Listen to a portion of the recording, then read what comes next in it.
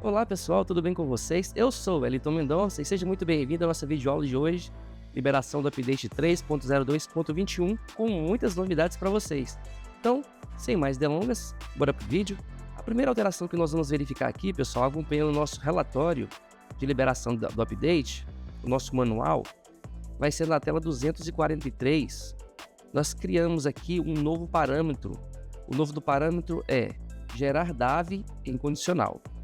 Então, se nós acessarmos aqui a tela 243 e acionarmos o botão Config DAV, a gente vai conseguir visualizar esse parâmetro. Aqui no nosso manual vai mostrar, ó, gerar DAV incondicional. Então, se esse parâmetro tiver marcado, quando o usuário for realizar vendas, tanto no módulo PDV como também no módulo balcão, irá aparecer a opção para você poder gerar esse DAV incondicional. Porém, se esse parâmetro estiver desmarcado, não irá aparecer a opção de você gerar o DAV incondicional. Então vamos seguir um pouco mais adiante aqui e vamos mostrar aqui no nosso módulo PDV. Aqui, quando o usuário for realizar o orçamento, vai aparecer aqui essa opção, DAV emitido incondicional. Porém, se aquela opção lá estiver desmarcada, quando for realizar o orçamento no PDV, o sistema vai trazer a forma de finalizar desse jeito aqui, ó. Não irá trazer aqui a opção de poder gerar esse DAV incondicional. Da mesma forma, pessoal, vai acontecer no módulo balcão, tá? Se o parâmetro lá, gerar DAV incondicional, tiver marcado aqui no módulo balcão, ao gerar um orçamento, vai trazer a opção de gerar DAV incondicional. Porém, se o parâmetro lá na tela 243 estiver desmarcado para não gerar, DAV incondicional, então quando for realizar um orçamento aqui no módulo balcão, a opção de gerar DAV incondicional também não vai aparecer.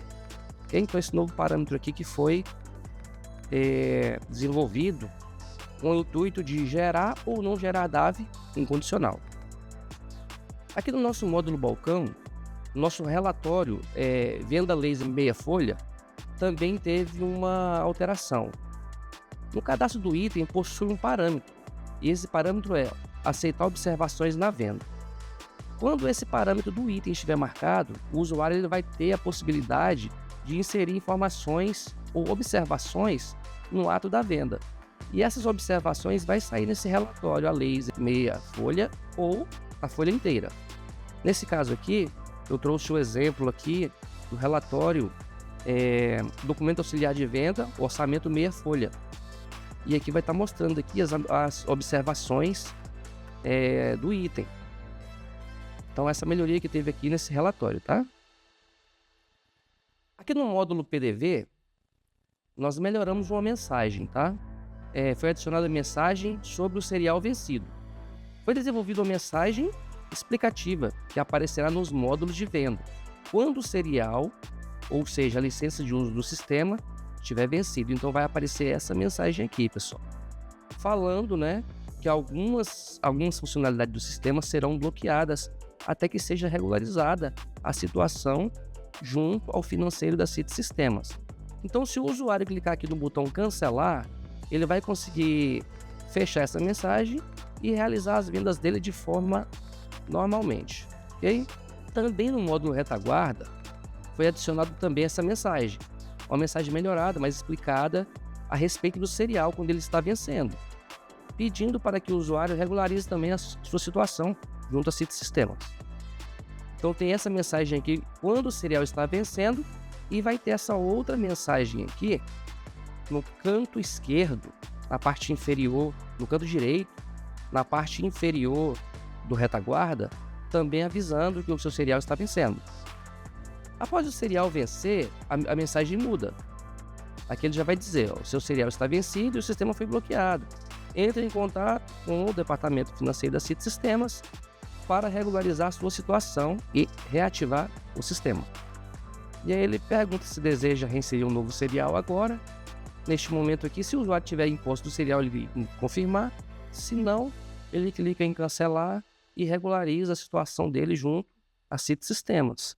Na tela 202, pessoal, foi adicionada aqui uma validação de cadastro de itens com código de barras válido, porque hoje o sistema ele possui uma funcionalidade que permite o cadastro de itens com códigos inválidos.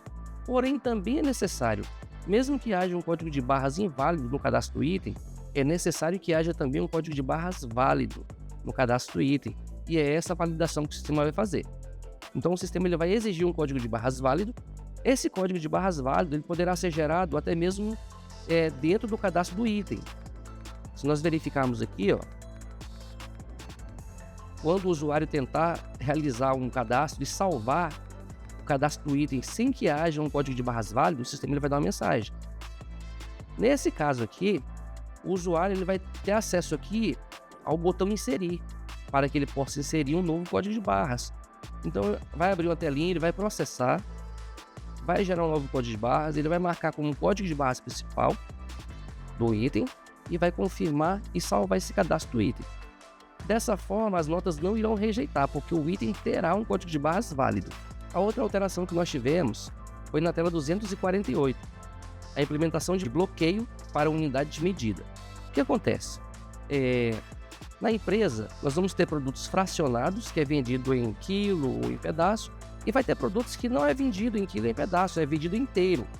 E muitas vezes acontece do usuário errar e digitar uma fração ou 0,5 e acabar vendendo a metade de um item que é vendido inteiro. Dessa forma, nós colocamos uma validação aqui no sistema, que se na unidade de medida tiver marcado aqui a opção fracionária, o sistema irá permitir a venda desse item em quilo, em pedaço, em gramas, com as casas decimais. Porém, se essa marcação aqui, pessoal, no cadastro da unidade de medida fracionária estiver desmarcada, o sistema não irá permitir a venda desse produto em fração. Um exemplo que nós colocamos aqui, em que nós tentamos vender aqui um abafador de ruído 0,5, que foi metade, o sistema não permitiu.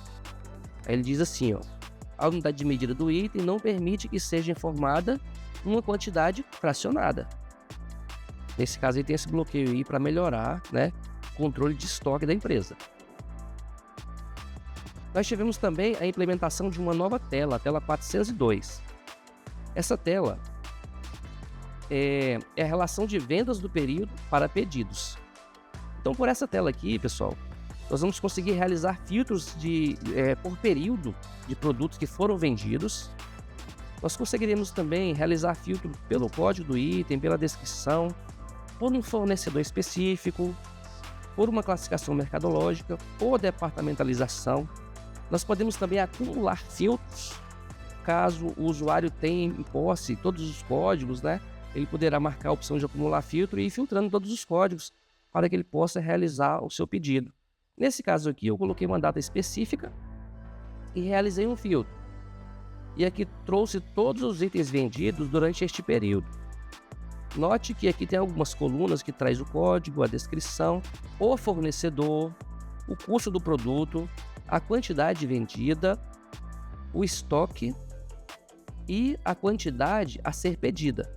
Note que aqui, ó, eu digitei alguns campos, algumas quantidades a serem pedidas e outros não.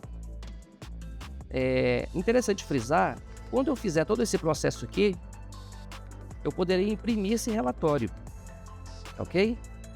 Aqui também no canto esquerdo, na parte inferior da tela, vai mostrar os depósitos e as quantidades em cada depósito aqui, para que o usuário possa estar bem atento às quantidades e realizar os seus pedidos com bastante segurança.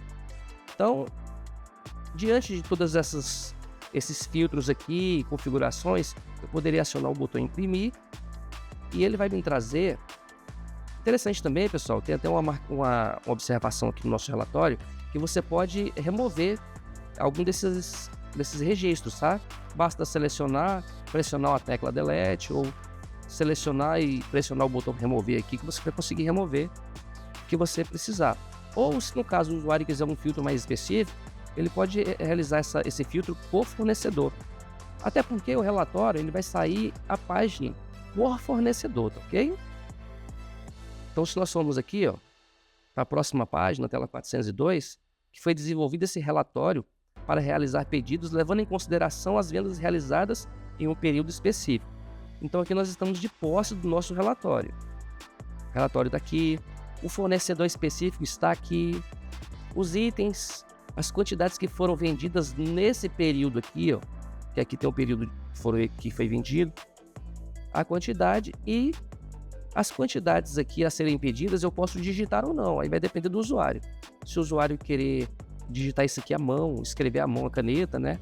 Ou se ele quiser digitar mesmo e mandar para o seu fornecedor, ele vai ter total liberdade aí para poder tanto digitar como também escrever no seu relatório. Então esse aqui é o novo relatório de pedido, levando em consideração os itens vendidos naquele período. Vamos para a próxima tela aqui, que é a tela 431.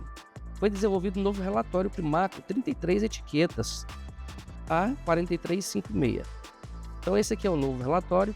Basta nós irmos na tela 243 no cadastro de filiais e adicionarmos o novo relatório e salvarmos. A partir deste momento, na tela 431, tela de precificação de mercadoria, o usuário terá a possibilidade de emitir esse relatório aqui para que ele possa imprimir na sua impressora Pimaco, com 33 etiquetas.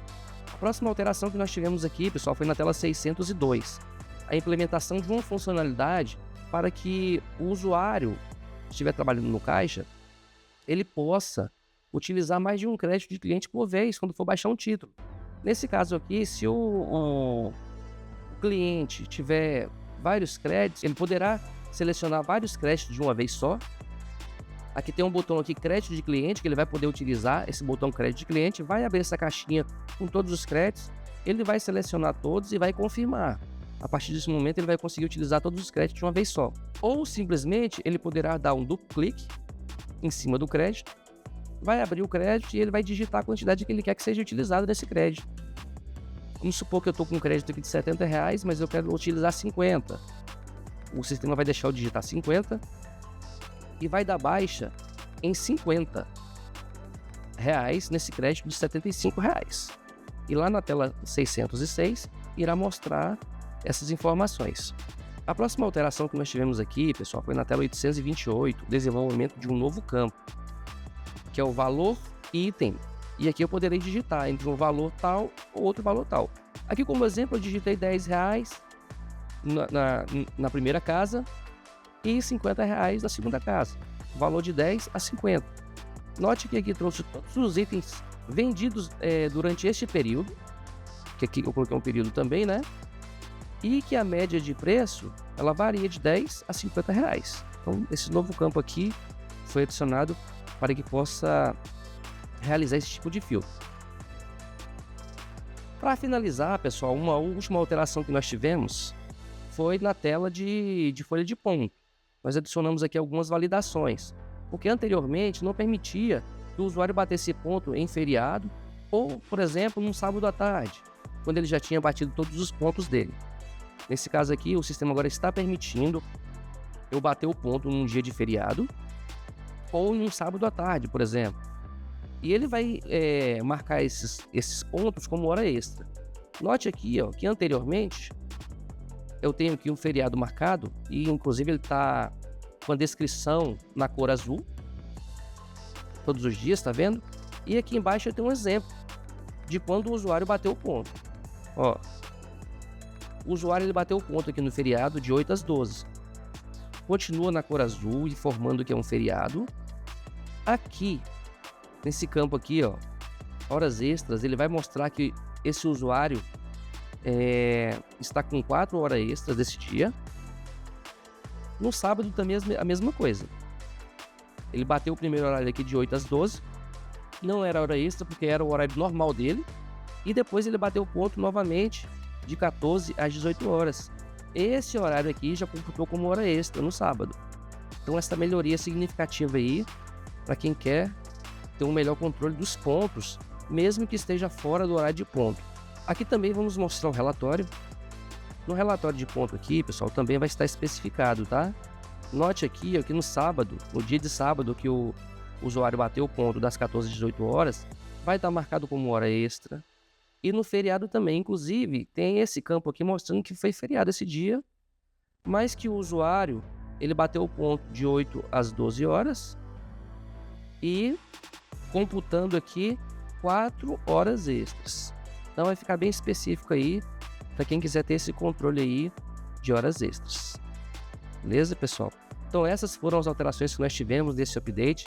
Quero agradecer você por ter nos acompanhado até agora e na próxima vez estaremos aqui com mais novidades. Valeu, pessoal. Até a próxima.